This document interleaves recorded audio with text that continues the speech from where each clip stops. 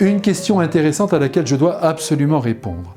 Les laïcs font le catéchisme, gardent les permanences, font les obsèques et lisent l'Évangile, donnent la communion lors des messes, s'occupent des églises.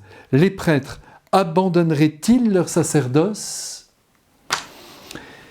Eh bien, il faut d'abord rappeler qu'au cours des temps, il y a toujours eu de nombreux baptisés, de nombreux laïcs, qui, se sentant membres à part entière de l'Église en raison de leur baptême, ont soutenu de leurs actions, souvent très concrètes, les prêtres dans leur ministère. Il est vrai aussi que par le passé, les prêtres étaient beaucoup plus présents à la vie de nos villes et de nos villages, tout simplement parce qu'ils étaient plus nombreux. Pensez qu'il y a 50 ans, il ne faudrait surtout pas l'oublier, chaque village de France avait son curé. Or, à l'heure où je vous parle, pour ne parler que des paroisses, elles sont au nombre de 13 000. Et beaucoup d'entre elles regroupent 20, 30, 40 clochers, et parfois même jusqu'à 70. Et nous ne sommes actuellement que 15 000 prêtres, et seulement 9 000 en activité. Et c'est pourquoi il est bienvenu que des baptisés viennent aider les prêtres dans leurs charges. Tant d'églises ne seraient pas même ouvertes en journée si une brave dame n'allait pas donner un tour de clé le matin à la porte. Tant de personnes ne sauraient à qui s'adresser si des laïcs n'étaient pas là dans les églises pour accueillir ceux qui ont besoin d'une écoute ou d'un service. Et même certains enterrements ne pourraient pas avoir lieu.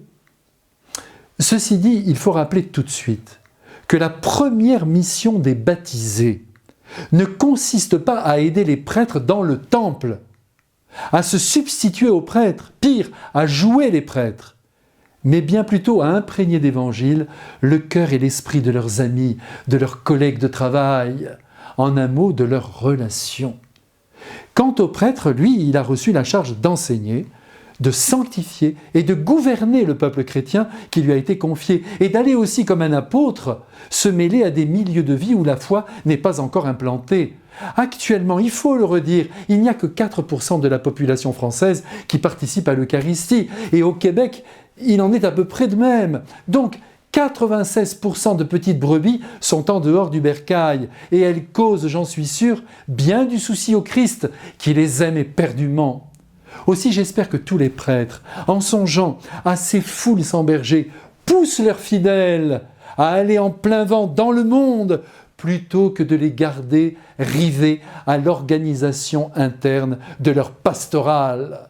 Celle-ci passe après, d'abord le monde et son évangélisation. À bientôt.